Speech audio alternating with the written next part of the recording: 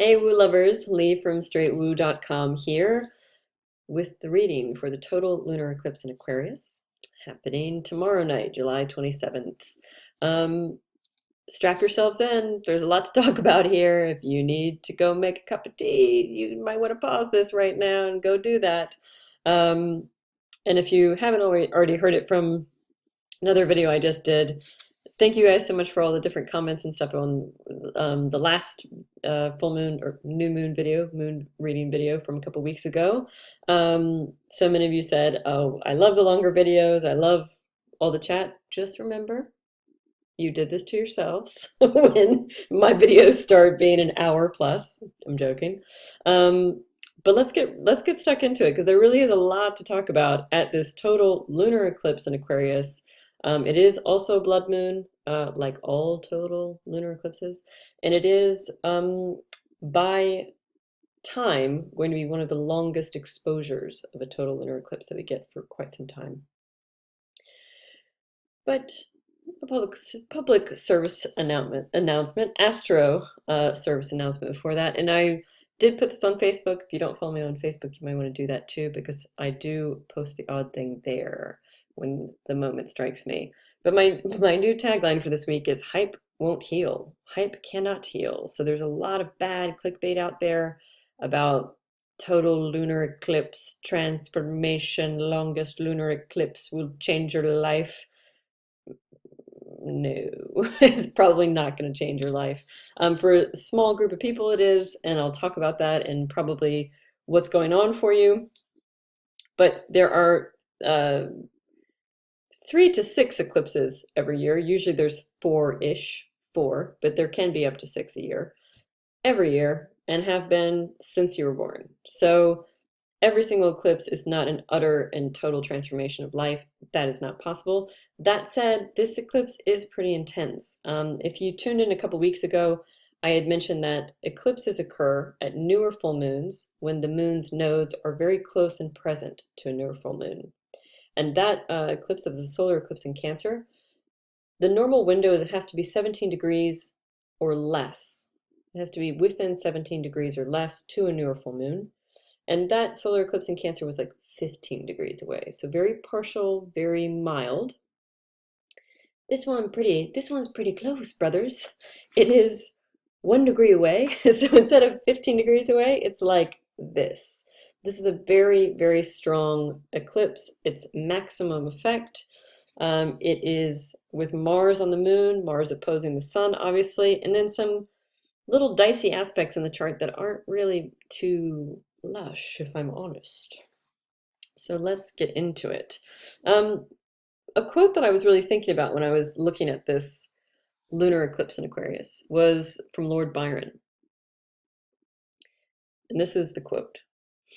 He says, "Now, hatred is by far the longest pleasure. Men love in haste, but they detest at leisure."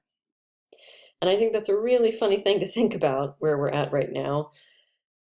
Really polarized, vitriolic online life, really crazy, intense echo chamber, yes, queen stuff happening. It doesn't matter if you're on the far right or the far left, it's happening on both sides.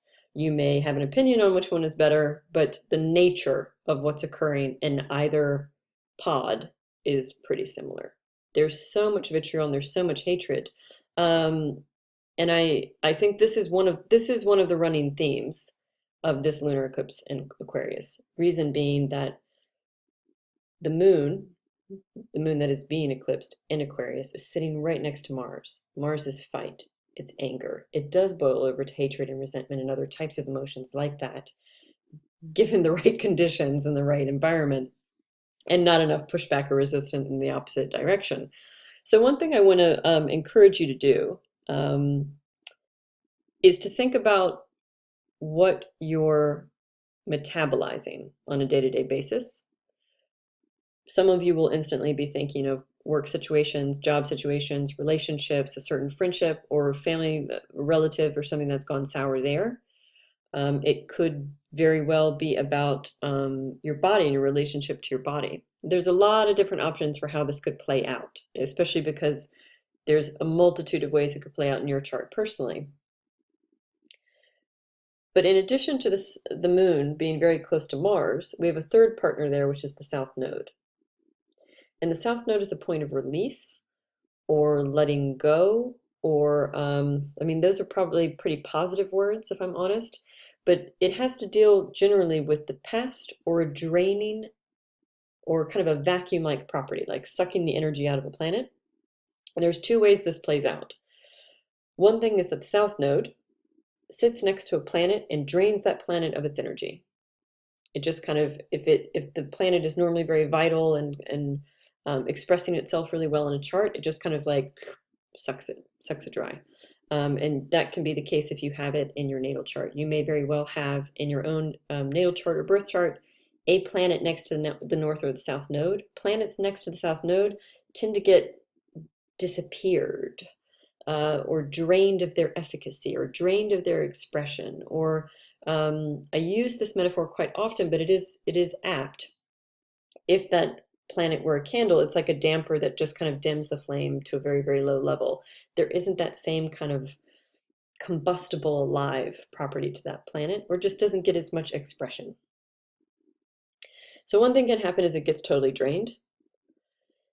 The other thing is that things can get released. Oh Lord, have mercy. It's like we I don't know, I'm kind of envisioning we're like fighter pilots and we like hit the eject button, that kind of thing. Release the parachute. And you could have both things happening at this lunar eclipse. For sure, lunar eclipses themselves will normally feel a bit emotional and as if we've been pitched into a more peaky emotional state. I think that is probably, we can double down on that with Mars next to the moon, next to the South Node. We are also at a very, very, very important place vis-a-vis the Mars retrograde. And although Saturn, if you've taken my moon courses or if you have listened to different things I've said about moon readings over the past 3-4 years that I've been writing them, Saturn is actually the lunation ruler and has his own little story that he's telling in this chart. But I'm talking a lot about Mars because Mars is just so heavily featured. It's like the spotlight is on him, good, bad, and different. And on the same day, or within the same 24-hour period that the lunar eclipse in Aquarius occurs, Mars completes its opposition to the sun. On an astronomical level, by the way, if you're a stargazer, if you like looking at planets in the night sky, this is a great, great time to actually visually see Mars. You won't see it on the night of the lunar eclipse, so you could see it tonight or, kind of this weekend, the next couple of days. When Mars is in opposition to the sun, it's closer to Earth and it's seen much more bright. So it's a really good opportunity to go out and visually see Mars and experience what it looks like as a planet. So that's one thing. But the Mars opposition to the sun is the exact halfway point of Mars retrograde. That is the halfway point. It is like the gonging of the bell that you've got, hopefully you got enough battery power left in you because you got halfway round to go one more time. So when did it start? June 26th. We're now at July 27th, and it will end, I think, August 26th or 27th. So again, we are exactly at the halfway mark.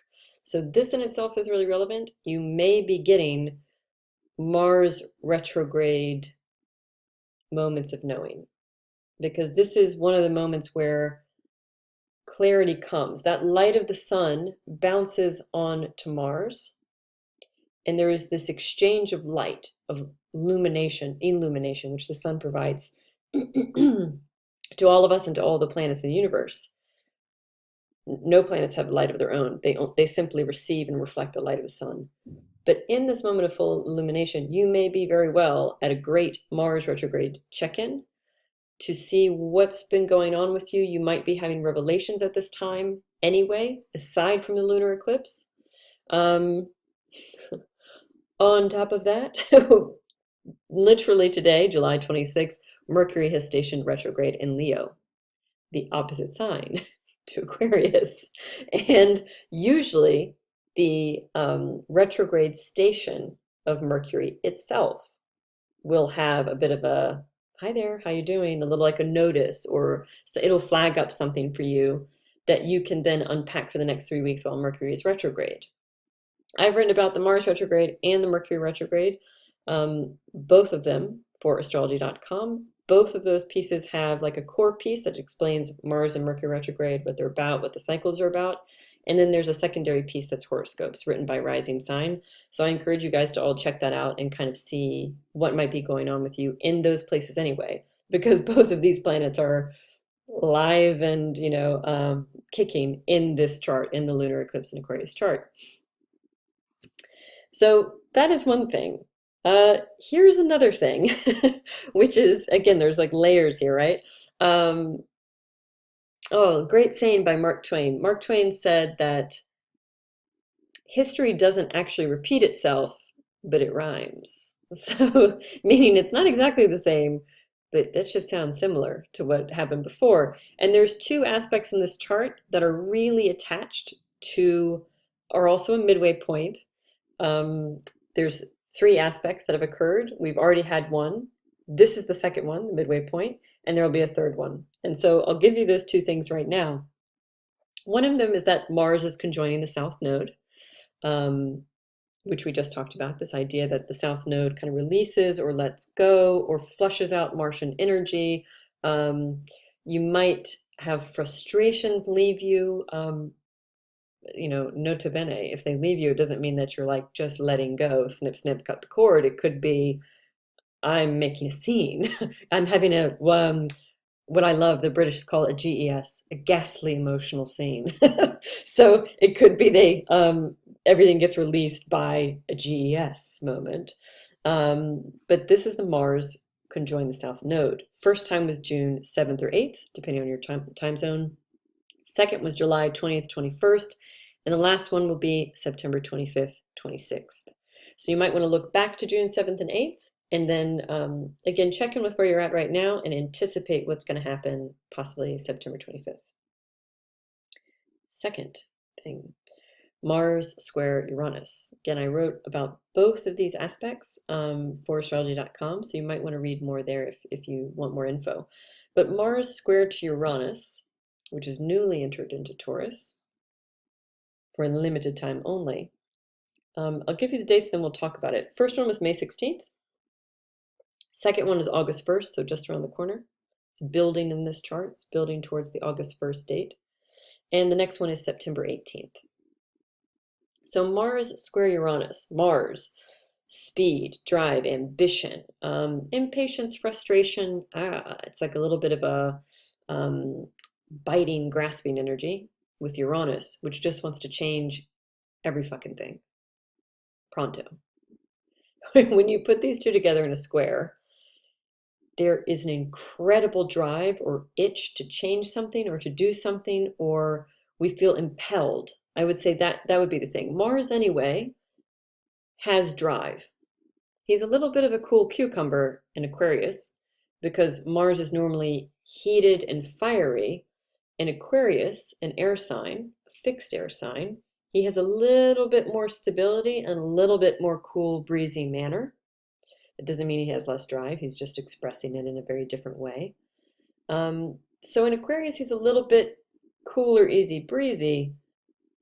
But man, oh man, get these guys together, Mars and Uranus, and you're chomping at the bit to do something, to get something done. It feels like if I have to deal with this thing one more day, I won't be able to manage. This is double down, because you got Mars on the South Node, Mars in retrograde, Mars at the exact point of its midway cycle of the Mars retrograde.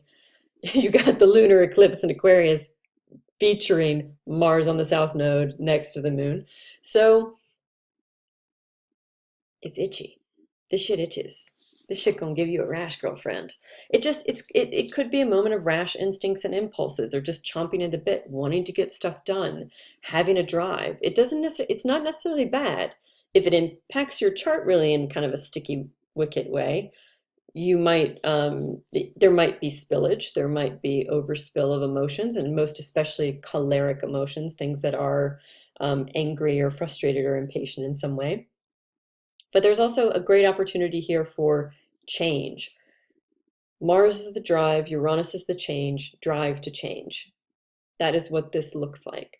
But it's just not easy, breezy, beautiful cover girl change. It's like, oh, just this urge and this fight and this kind of sense of like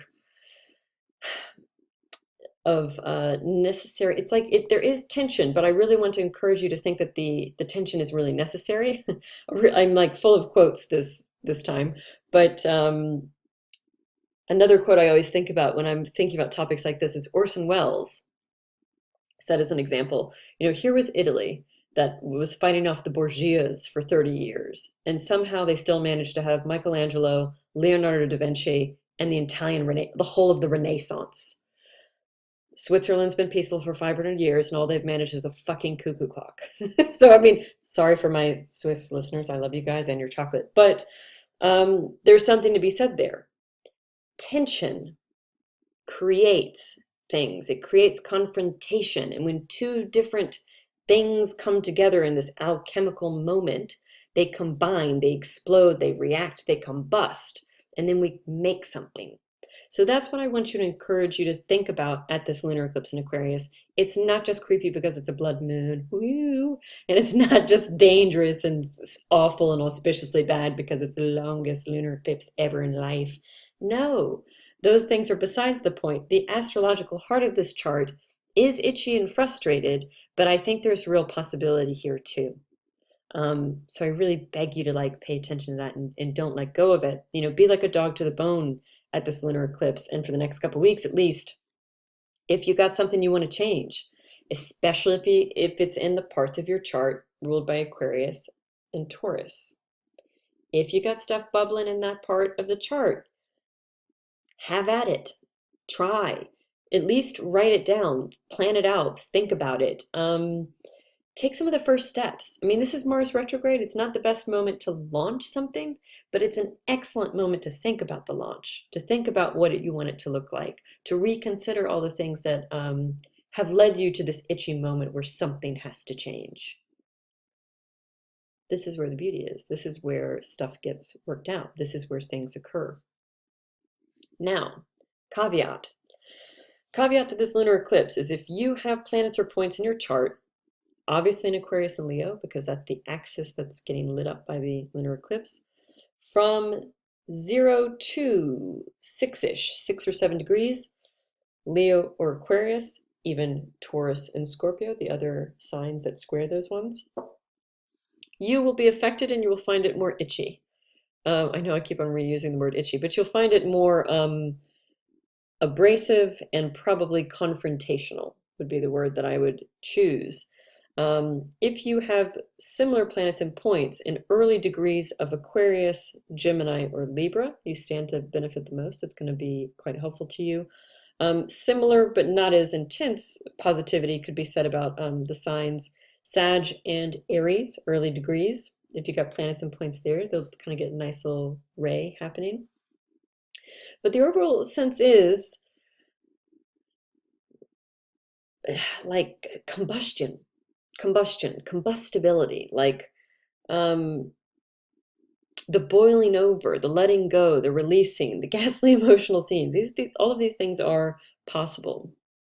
And I don't think I finished a thought from earlier in the video, which is, going back to that Lord Byron quote, the idea that men love and haste, but they detest at leisure. Now is a good time to release yourself from certain, if you have gotten enamored with or mired in toxic pockets of would-be humanitarianism, would-be social justice work, would-be, visionary futurist types, and you can see that this group perhaps doesn't have a real plan, that the plan is just to whinge, which is the British word to complain. If it's just about getting stuck in a certain kind of feeling and staying there and stagnating, now is the time to let go of that stuff, like unfollow those people, stop engaging in that group, put your sights elsewhere, that kind of thing. I think those are really good things to think about at this lunar eclipse in Aquarius, because there's a sense of like something being drained or let go of. It's also meaningful to say that many ancient astrologers considered, and it's sensible in a way, on the astrological level, if you can see the eclipse occurring where where you are based geographically, then it is going to impact that country or that area more deeply. And this lunar eclipse in Aquarius is, I'm definitely going to go watch it tomorrow night in London. You can see it from London and from most of Europe, and that is where it is. And here Europe is in this really interesting moment, Brexit in the UK, lots of different conversations happening, right-wing stroke separatist movements, nationalist movements, lots of different things happening across Europe. So this could or should be an interesting time for understanding what the real weight and possibility of some of these humanitarian groups will be. And I'm not just saying humanitarian groups, it is also the social justice warrior groups. It is other people that would fall underneath that umbrella. If you haven't watched it already, watch the documentary Hypernormalization for more information about that. Really brilliant documentary from Adam Curtis. Talks about, in general, like the kind of inefficacies of certain groups to, they're able to rebel against a faction or a government or for a cause, but simultaneously be quite unable to find a direction, build a leadership, and have a vision for the future. And so I want to, back myself up here. I'm definitely not saying we are in weird times, whether you're in, I'm an American, but I live in the UK. Both of them are pretty screwed right now. We're in interesting times. I'm not saying take your eye off the ball. I'm not saying stop paying attention. I'm not saying to close down and, stop worrying about all this because there's nothing I can do about it. No, there are things that we can all do about it. But I'm saying just be mindful. The lunar eclipse in Aquarius, part of this chart somewhat suggests there could be feelings of alienation. There could be feelings of powerlessness that kind of pop up. There can be this letting go and releasing around humanitarian movements, social justice movements, charitable movements, volunteering movements, anything that has kind of a collective conscious in the background of it. I just want you to think about who you're aligning yourself with and why on that level, and just think about the energy that these people are putting out. I think that's one of the things that I've seen popping up in conversation, and I'm usually, one of the reasons why I record a lot of these videos somewhat late and like right on the cusp of astrological events is not, well, it's not just because I'm lazy, and it's not just because I'm always late everywhere. That is a big part of it, but also it's because I kind of like to feel the zeitgeist of a moment before I go projecting into what it will be. Because the further out you try to make astrological interpretations and forecasts, the clunkier it is and the more generalistic it remains. But when you do something quite, when it's kind of palpating in the environment, you get that zeitgeist vibe of like, yeah, this is what it's about. And this is something that I've seen popping up the last couple of days. I thought it'd be interesting just to drop it in here. Some of you might be feeling the same way. Final thought here is that this, of course, is related to the solar eclipse in Aquarius that was earlier this year. Like always, I didn't write down the date, but I can tell you it. And I do remember what I talked about at that solar eclipse in Aquarius. One, because it was an important one. It's the only solar eclipse that Aquarius gets. And that's important.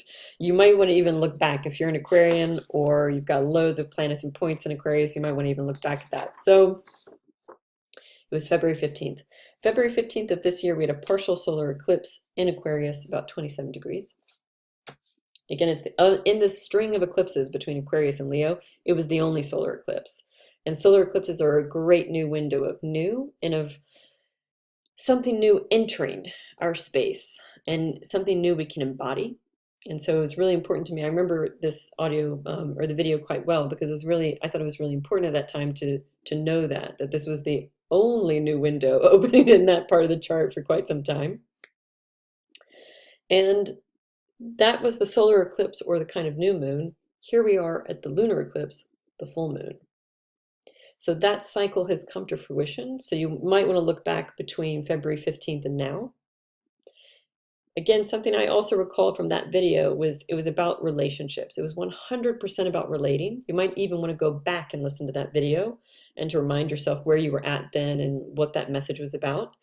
And what the reason why I'm also highlighting this is that in this chart also, and I'm really always double checking myself to make sure like I'm not projecting too much of my own life into these charts.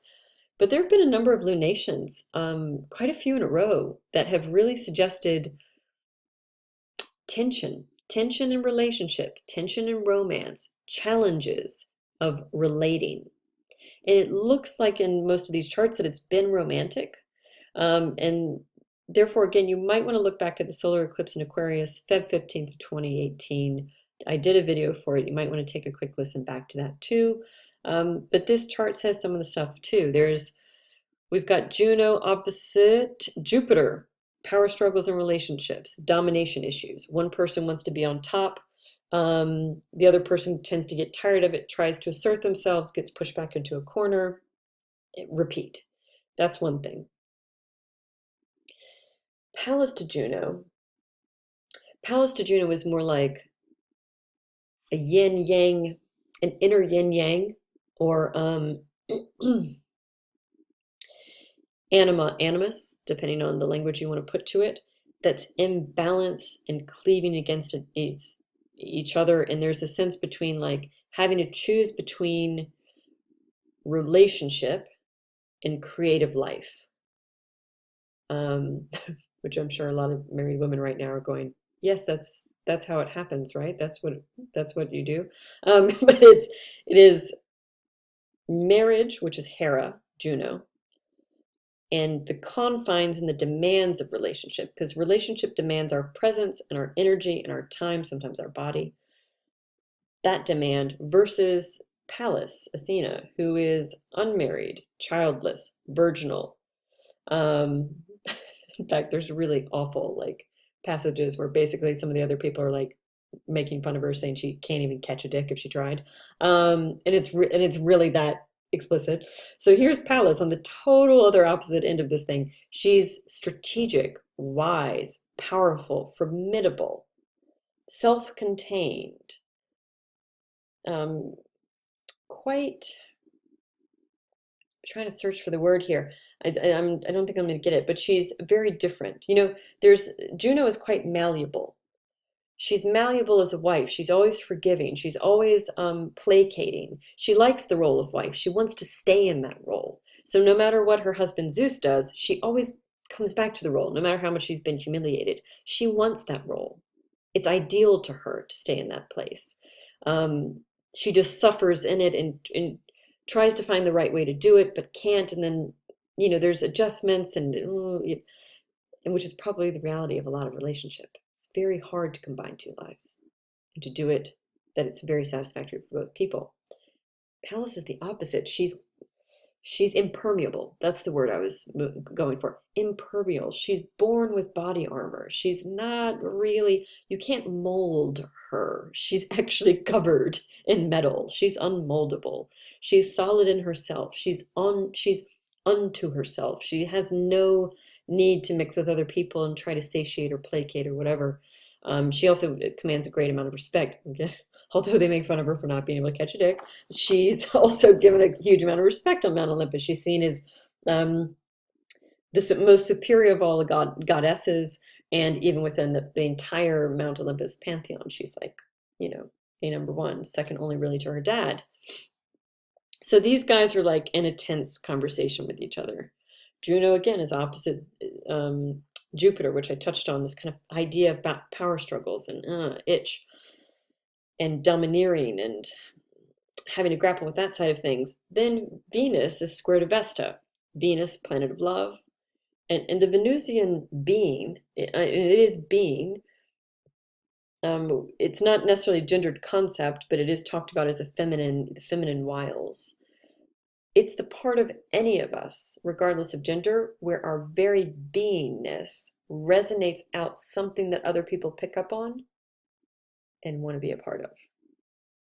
It is that certain je ne sais quoi that people have that makes them alluring or beguiling in some kind of way. That is Venus. but she ain't having too much fun with with one of her positions. She has trine to Pluto, which is quite powerful and strong and transformative in matters of romance. But she has a square to Vesta, and Vesta is the archetype of the nun. She's, you know, she, I'm sorry, I don't know how many times it's acceptable to say in a recording like that somebody can't catch a dick. But if Pallas can't catch a dick, like Vesta's not even heard of it before. Vesta is the archetype of the nun. She has removed herself entirely from normal life. Great quote that I've definitely used before in my work is, she is closed to distraction, so she's open to revelation. She's spiritual. She's service orientated. She has tunnel vision for what she wants and what she wants to go after. And Venus, again, kind of wants to luxuriate, be in herself, to kind of, lay back and indulge in beauty and the feminine wiles and all these things that she signifies. So this kind of underscores this similar tension between Juno and Pallas. Venus and Vesta also together have a similar thing. Venus wants to luxuriate. Vesta wants to work and to focus. Venus wants to connect, to be in relationship, to be intimate with other people, whether that's friends or lovers. Vesta doesn't have lovers. Her love is her work. So there's a similar split there that's happening. I think I will leave it there, dear friends. Okay, no, I won't. Final 222 words is to say that the time between eclipses is something that I've always referred to as the Bardo. You can Google the word Bardo, B-A-R-D-O. It's a Buddhist term.